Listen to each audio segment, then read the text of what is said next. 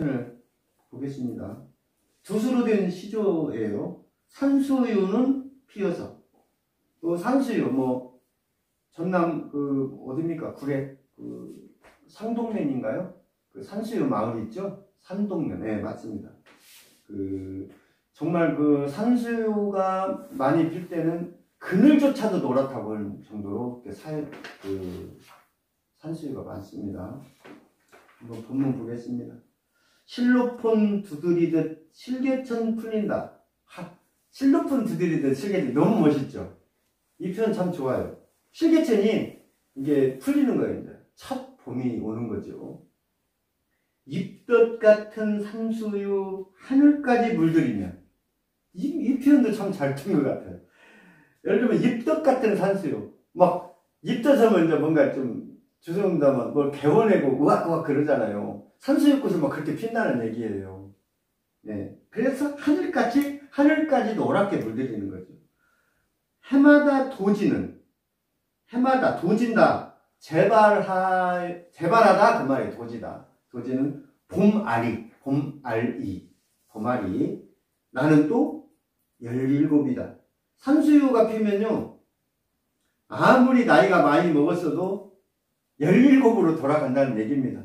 내가 만약에 60이 먹고 70이 먹었어도 산수유 피는데 거기에 딱 들어가면 나는 17 화사한 나이가 된다는 겁니다. 산수유뿐만이겠습니까? 장미 피는 곳에 가면은 또 장미의 나이가 있고, 또 살구꽃 피는 곳에 가면, 또 아니면 복숭아꽃 피는 데 가면 복숭아꽃에 걸맞는 박력 20세, 18세 나이가 있습니다. 이분은 이제 17이라고 그랬어요. 그래서 이제 이수제 들어가기 전에 제가 한 말씀 드리는데, 우리가 신라시대 경문왕이라고 혹시 아세요? 신라시대 경문왕. 이 왕이 귀가 길었어요. 아시죠? 귀가 이제 길었는데 그 귀의 비밀을 알고 있는 사람은 두건을 만드는 사람이었습니다. 그래서 이 두건을 귀까지 딱 덮었어요. 신라 그 모습을 본 두건을 이렇게 썼습니다. 근데 이게 경문왕이에요. 그래가지고 이 비밀을 말을 해야 되는데 이 사람이 죽기 전에 꼭 진짜 얘기를 하고 싶은 거예요. 그래갖고 대나무 속에 가갖고 임금님께는 당나귀 귀 그랬잖아요. 그렇게 잊혔잖아요. 초등학교 교과서 네. 네, 맞습니다. 그래서 이제 바람이 불면 대나무 숲에서 임금님께는 당나귀 이렇게 하니까 이게 신경질 나잖아요. 이제 그 왕이 그 대나무를 다 변해버리고 거기다 무슨 나무를 심었게요? 여기 나온 산수유나무를 심었습니다. 네, 그래서 산수유 이제 있었어요. 말씀드리는 거예요. 저도 그게 다 맞은지는 잘 모르겠는데 옛날에 그 책 읽어보면 그랬습니다. 그래가지고 거기다 산수유나무를 심었어요. 네, 대나무 다 베어버리고. 두 수째 한번 가보겠습니다. 곰삭은 슬픔이란 때론 꽃밭이어서, 슬픔도 곰삭으면 상당히 꽃밭이 된대요. 수직으로 내려오는 햇살에 내놓으면 내 몸을 질러온 터널, 어지럼증 저 꽃사태 그랬습니다. 산수유 마을 가면은 꽃터널이 있잖아요. 산수유 터널. 거기를 지금 얘기하고, 거기 가니까 예를 들면 꽃 그 속에 들어가니까 내가 어지러운 거예요. 그래갖고 내가 꽃사태를 맞은 것처럼, 눈사태 맞다, 꽃사태 맞는다 그러잖아요. 그처럼 이렇게 꽃이 어마어마하게 피어 있어서 꽃사태가 난다. 이제 그런 정도로 어지럽다. 그 말입니다.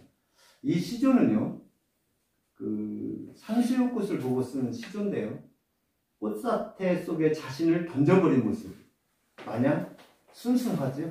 네, 꽃속에 가면 어느 누구도 순수해집니다. 네, 그래서 꽃이 참 좋은 거라 생각하고 있어요. 주어진 행으로 시 재구성하기입니다. 의아리, 이제 큰 의아리, 작은 의아리가 있는데요. 6에서 8월경에 흰색 꽃이 피는데, 이게 마치 이게 수레바퀴가 도는 것처럼 이렇게 십자로 되어 있는데, 이게 도는 모양으로 되어 있어요. 이게 하얀색. 이뻐요, 의아리가. 그래서 꽃말은요, 마음이 아름답다예요. 마음이 아름답다. 가끔 가다가 의아리를 어떤 분들은 사이질빵이라고 이렇게 우기시는 분들이 있어요. 사이질빵하고 의아리하고는 완전히 틀립니다. 근데 이제 그 사이질빵은 유령선이라고 그래요. 유령선. 우리 사이질빵이라 해가지고 농촌에서 많이 가면 나무 같은 데 타고 올라갑니다. 예. 뭐 가시가 있는 것은 아닌데 환삼덩굴처럼 이렇게 그렇게 비슷하지만은 환삼덩굴은 잎이나 그 덩굴에 가시가 있어서 정말 그 맨손으로 좀 하기는 어렵잖아요. 근데 사이질빵은 그렇지는 않아요.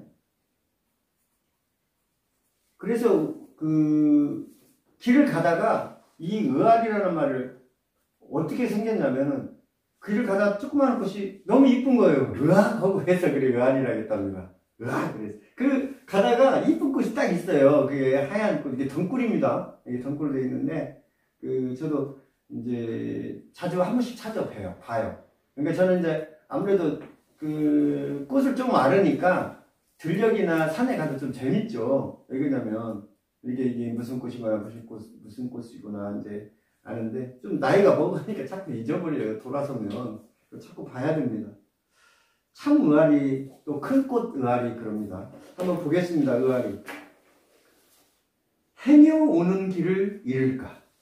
행여 앞뒤 문장을 이어주는 말이에요. 행여 당신이 오실까? 행여 종소리가 들릴까? 이렇게 그런 말입니다. 아예 그 아래 위에를 이어주는 말인데요. 그 사실적 어떤 상황에 대해서 지금 말을 하고 있습니다. 십자바퀴를 굴려. 아까 제가 말씀드렸죠? 십자바퀴처럼 이제 돌아가는 형상으로 되어 있습니다. 동구밖까지 달려 나온다. 이게 지금 나와요. 어디로 왔어요. 동구밖까지. 자세만으로 오래된 미래를 앞당기기에 충분했다. 미래를 앞당겨서 와버린 거예요. 이게. 답은 3, 2, 1입니다. 꽃의 시절보다는 고두구 거처마다 잔뿌리는 깊어. 잔뿌리가 많이 있어요. 이게 의아리가. 무던한 꽃받침으로 살아온 어머니처럼 무던하다. 꽤 상당하게 무던하다. 너도 참 무던하다 이러잖아요. 어머니가 나와요. 어둠을 깨뜨려 빛을 쏟아내고. 어머니는요 항상 희망적인 분이죠. 어둠을 깨뜨려서 빛을 쏟아내는 거예요. 왜? 자식을 위해서요. 네. 기꺼이 마른 자리를 내어줄 때 이같이 시린 흉금이 또 있겠는가? 흉금, 마음속에 품은 생각을 흉금이라고 합니다. 풍화되는 슬픔이 사방을 빨아들이고 있다. 제가 썼어도 잘 써진 시입니다. 몇 번 읽어보셔야 돼요. 짧으면서도 그 의아리를 그 어머니 그리고 어떤 그늘 속에서 그 꽃을 제가 딱 봤는데요. 꼭 어머니가 어둠을 깨뜨려서 빛을 쏟아내는 것처럼 그렇게 꽃이 환하고 좋았습니다. 그래서 저는 처음에 글을 쓸 때 그런 어떤 내용을 보고 어머니를 여기로 도입을 해가지고 글을 쓴 거거든요. 똑같은 꽃씨를 쓰더라도 그러니까 항상 사람을 좀 모셔오면 좀 그 시가 확연히 잘 드러납니다. 자, 이번에는 첨삭하기네요. 모른 척 슬픔. 슬픔도 모른 척 살짝 넘어가야 한대요. 그 제가 그렇게 썼습니다. 그렇지 않고 슬픔을 내 마음속에만 담가 놓으면 저 상해요, 마음이. 그러니까 슬쩍 모른 척 이렇게 넘어가라 그 말입니다. 시간을 뒤척일 때마다 가슴을 짓누르는 꽃은 피어나고 뭐 문제 없습니다. 귀 먹고 눈 멀도록 밤은 투명해진다. 이 말은 뭐냐면 어떤 막 그 시간을 뒤척이면서 어떤 밤을 투명하게 지낸 거예요. 날밤 샌다고 하죠. 어떤 근심거리가 있었겠죠. 아무도 알아채지 못하는 감정들. 나 외에는 누구도 모르죠. 엉뚱하게도 궁금한 일들은 계속되고 소리나지 않는 비명이 휘몰아친다. 지금 이 가슴 속에서 어떤 내 생각 속에서 있는 것들이에요. 예, 있는 것들이기 때문에 이렇게 쓸 수도 있고 다르게 쓸 수도 있습니다. 죽뼈다귀에 파고드는 생각을 주저앉히면 어떤 것들이 풀쑥풀쑥 튀어나와서 잠을 못 자게 해요. 죽뼈. 캄캄하게 발효되는 축축한 얼룩들. 여기서 캄캄하게 발효되는 축축한을 빼겠습니다. 가운데 줄 그쳤어요. 캄캄하게 발효되는 얼룩들. 슬픔은 달아날수록 빠져나올 수 없는 허상의 올가미인가. 이런 부분을 사유라고 부릅니다. 이런 부분을. 슬픔은 달아나려고 할수록 빠져나올 수가 없는 거예요. 달아나려고 하지 말고 묻어가 버려야 돼요. 그냥. 자꾸 빠져나오려고 하면 슬픔이 자꾸 올가미를 치는 거죠. 못 빠져나가게요. 가끔 웃음으로 유장한 평정 속에서, 평정은 편안한 감정입니다. 비읍, 어떤 그런 생각을 붙들고 있는 저 삐딱한 생물연대는 좀 어려워요. 하지만 그렇게 틀린 말은 아닙니다. 생물이라는 것은요, 생과 몰, 태어남과 죽음입니다. 예. 연대라는 것은 과거 긴 시간이죠. 또 여기서는 과거 긴 시간인데 연대, 어떤 것은 서로 이제 뭉치는 것을 또 연대라고 하잖아요. 넘기겠습니다. 도대체 무엇으로 이런 것들은 이루어졌냐 이 말이에요. 이 슬픔이라는 건 도대체 무엇으로 이루어졌는가. 반복되는 슬픔이 여전히 아프다는 말은, 새롭다는 말이 아니고 여기서는 아프다는 이렇게 바뀌면 좀 낫습니다. 반복되는 슬픔이 여전히 아프다는 말을 각기 독특한 공간 속으로 밀어넣었다. 이거는 각기 독특한 공간 속으로를 가운데 줄을 긋고 마음 깊숙이 밀어넣었다. 그렇게 하면 좋습니다. 마음 깊숙이 밀어넣었다. 자주 도달하는 무서운 기억의 클로저. 차가운 방바닥에 누워 침울하는 쪽으로 침묵의 숨소리에 귀 기울이는 밤. 무표정한 서랍처럼 고요한 소요. 이거는 말은 좋은데 여기서는 안 맞아요. 그래서 이걸 다 빼겠습니다. 무표정한 서랍처럼 고요한 소요를 다 빼겠습니다. 나로부터 닫혀있는 문 밖으로 오래 뒤척이던 시간이 성급하게 빠져나가고 있다. 오래 뒤척이던 시간은, 이 시간은 이 슬픔입니다. 약간 이게 이제 관념적으로 쓰여진 이 슬픔이기 때문에 어떤 거를 다르게 이렇게 빗대서 쓴 그 작품이 아니에요. 관념적으로 쓰여졌기 때문에 상당히 어려워요. 그렇기 때문에 이런 시를 쓰지 말라는 뜻으로 제가 이렇게 넣는 겁니다. 이렇게 쓰면은 본인은 알아도 다른 사람을 설득하기가 어려워요. 네. 그래서 이런 것들을 이렇게 해봄으로써 아, 관념이 이렇게 무서운 것이구나. 왜냐면 다른 것은 아, 그러면 아무리 뭐 너와집이 됐든 예를 들면 가벼운 살이 됐든 처음에는 어려워도 이해가 가요. 나중에 보면. 근데 이런 것은 관념으로 써졌기 때문에 쉽게 이해가 가지 않는 겁니다. 그래서 그러더라도 한번 첨삭을 해봤습니다. 자, 부분 감상이네요. 추운 바람을 신으로 모신 자들의 경전. 참 상당히 어렵네요. 추운 바람. 추운 바람이죠. 신으로 모신 자들의 경전이기 때문에 바람을 종교 교리로 삼고 있는 사람들입니다.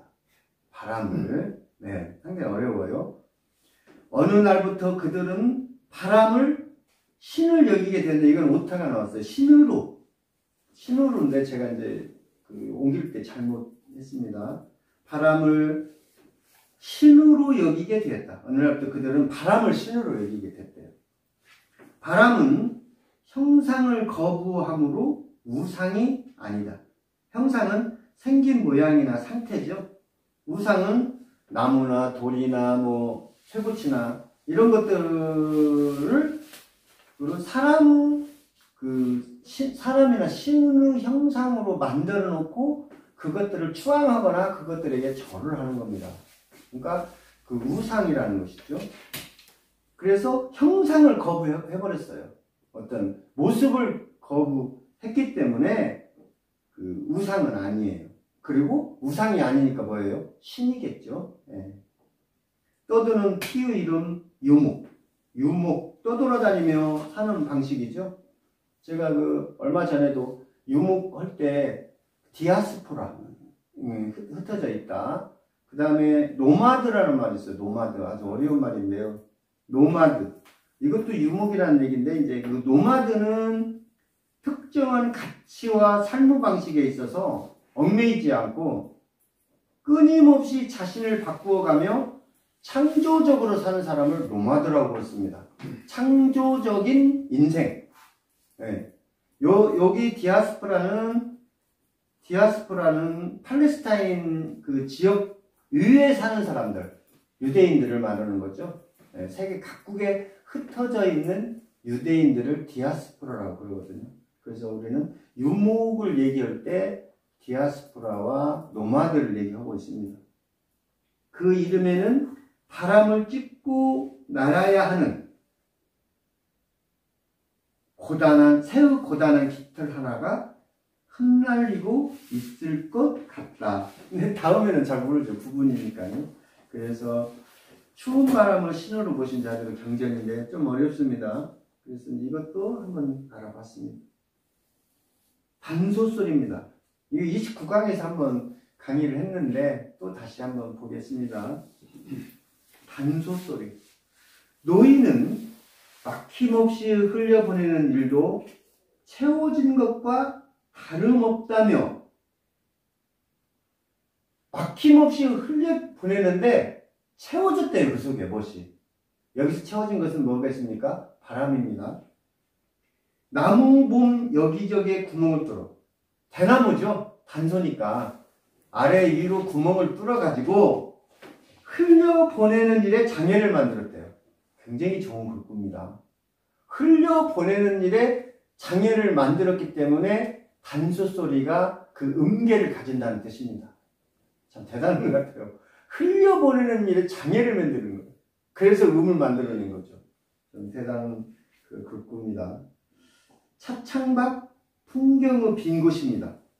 차창밖 풍경의 빈 곳. 이게 우리가 기차를 타고 가면서 한번 보는 겁니다. 차창 밖으로. 기차를 타고 가는 거예요, 지금. 등 뒤로 떨어지는 태양이 그림자로 가리키는 북동의 방향으로 이 가리키다. 어떤 손으로 가리키는 거예요. 여기가 어디다 하니까 손으로 가리키는 거고, 가르치다. 이거는 다른 사람을 가르치는 거예요. 네.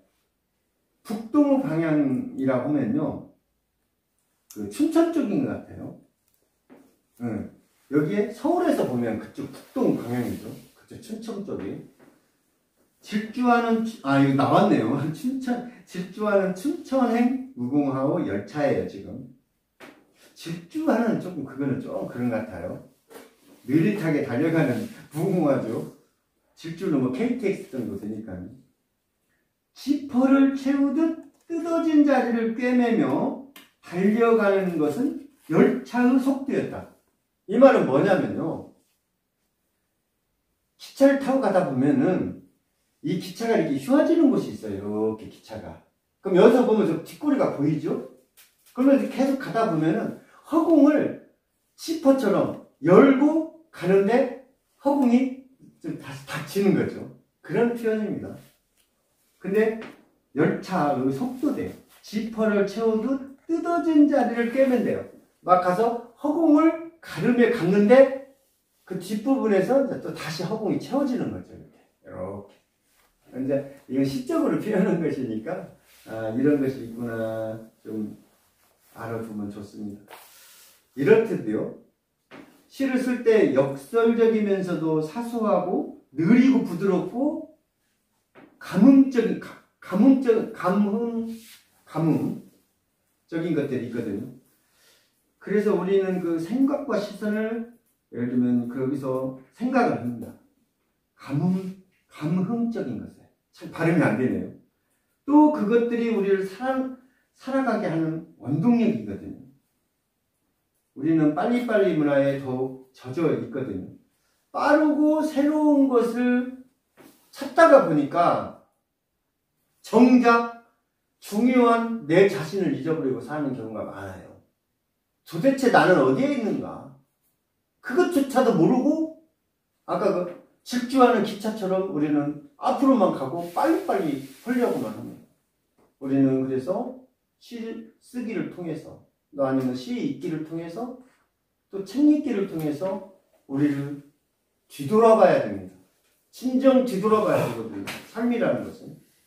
그래서 우리는 빨리빨리 문화 때문에 시간조차도, 내 시간조차도 나에게 써야 할 시간조차도 혹사시키고 있어요. 시간을 혹사시키고 있는 겁니다. 우리는 그럴 필요가 없는데 시간과 자신이 정말 혹사당하는 시대에 살고 있거든요. 이런 시대에서 우리는 해야 할 일은 아까 말한 듯이 어떤 책을 통해서 글을 통해서 내 자신을 뒤돌아보는 겁니다. 그래서 부디 오늘부터라도 좀 우리가 느리게 살필 필요가 있지 않을까 그렇게 생각합니다. 오늘은 추상명사나 한자를 멀리하라. 직접적인 감정 표출은 독이 될 수 있다에 대해서 공부해봤습니다. 다음 주 만날 때까지 선생님들 건강하시기 바랍니다. 이만 마치겠습니다.